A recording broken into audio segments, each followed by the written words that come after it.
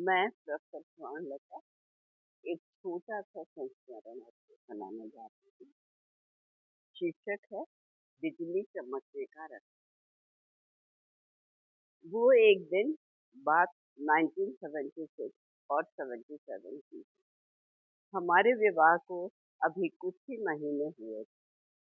मेरी सासू माँ और जेठानी रिश्ते में किसी शादी में गई हुई थी। पूरा घर खाली था, केवल मैं और मेरे श्रीमान जी घर पर थे। एकाएक बात की शुरुआत करते हुए एक बीते संस्मरण की ओर ध्यान इंगित करते हुए उन्होंने कहा, एक बात समझ में नहीं आई आज तक मुझे। जब मैं तुम्हारे पिताजी से हमारे विवाह की बात करने के लिए पहली बार गोरखपुर पहुंचा था, उस रात होटल से निकलते हुए मैं एक मोची के दुकान पर खड़ा था। वहीं पर मेरे जूते में कुछ समस्या हो गई। उसको मोची से मैं ठीक करवा ही रहा था, तभी एकाएक मोची ने मुझसे निवेदन किया कि वह 2 मिनट में लौटेगा, अतः मैं अपने स्थान पर ही खड़ा रहूं। मैंने सोचा शायद लघु शंका आदि के लिए वो जाना चाह रहा है, अतः मैंने उसे हामी भर दी। मैंने कहा, ठीक है, तुम जल्दी से लौटो, मैं यहीं पर खड़ा हूँ। रात हो चुकी थी, अंधेरा बढ़ता ही जा रहा था। सड़क पर कोई आ जा भी नहीं रहा था। मौसम तो ठीक था। मैं उस मोची का इंतजार करता रहा, लेकिन वह वापस आने का नाम ही नहीं ले रहा। घड़ी की सुइयां अपनी अपनी गति से परिक्रमा करती जा रही थी। प्रतीक्षा करते करते मुझे 1 घंटे से ऊपर हो गया और मैंने तो तुम्हारे पिताजी को समय दे रखा था कि मैं शाम को 7 और 8 बजे के बीच में आपसे मिलने के लिए आ जाऊंगी। मैं चिंतित हो रहा था, लगातार दाहिने बाएं हर तरफ देख रहा था, कहीं कोई दिख ही नहीं रहा था। धीरे धीरे इंतजार करते हुए रात के 10 बज गए। मेरी समझ में नहीं आ रहा था मैं क्या करूं।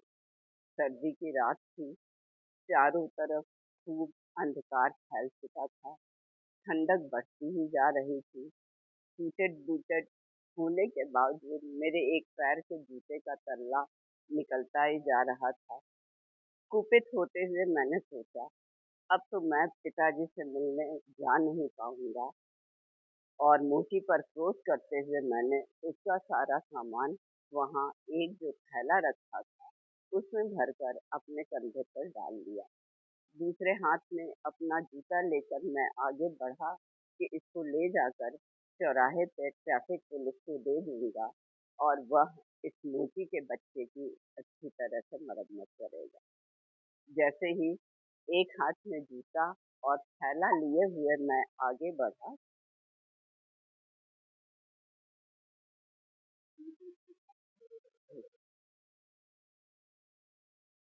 जैसे ही एक हाथ में जूता व थैला लिए हुए मैं आगे बढ़ा, एकाएक जोर से बिजली चमकी और मेरी आंखें चौंधिया गई।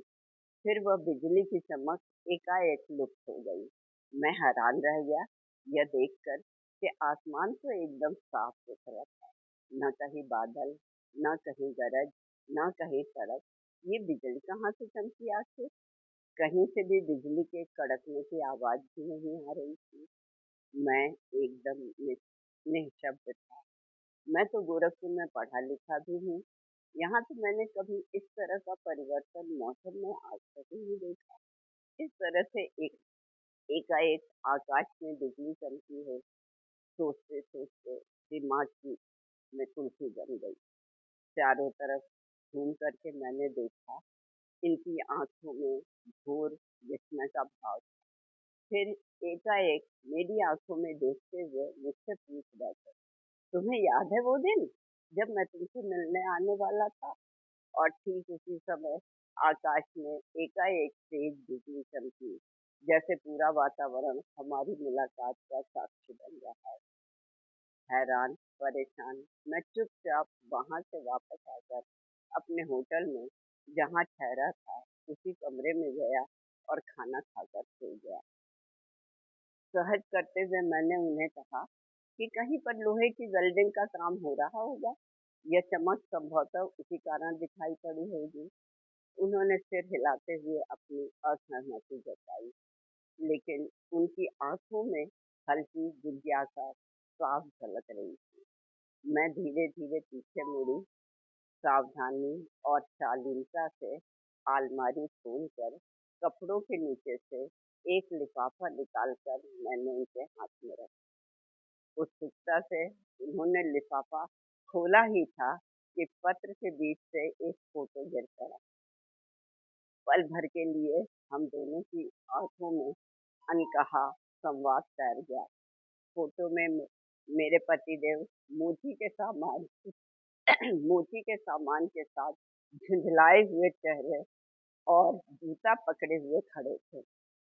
पत्र को तमतमाते चेहरे के साथ खोलते ही उन्होंने देखा कि उनकी साली और दोस्तों की हंसती हुई तस्वीर के नीचे लिखा था, बधाई हो जीजा जी, जूते के तल्ले को डिस्टर्ब करने में कुछ ज्यादा ही दिमाग लगाना पड़ा। जूते के तल्ले को डिस्टर्ब करने में कुछ ज्यादा ही दिमाग हम लोगों को लगाना पड़ा। उस पल भर में पूरे माजरे का पर्दाफाश तो हो गया। वे भी अपनी हंसी रोक नहीं पाए और माहौल हल्का सा खिल उठा। उसी दिन उन्हें साफ साफ समझ में आया कि बिजली चमकने का रहस्य क्या था। उस समय मोबाइल की तो उत्पत्ति हुई नहीं थी, इस कारण रात में कैमरे के फ्लैश लाइट में ही फोटो खींची जाती थी।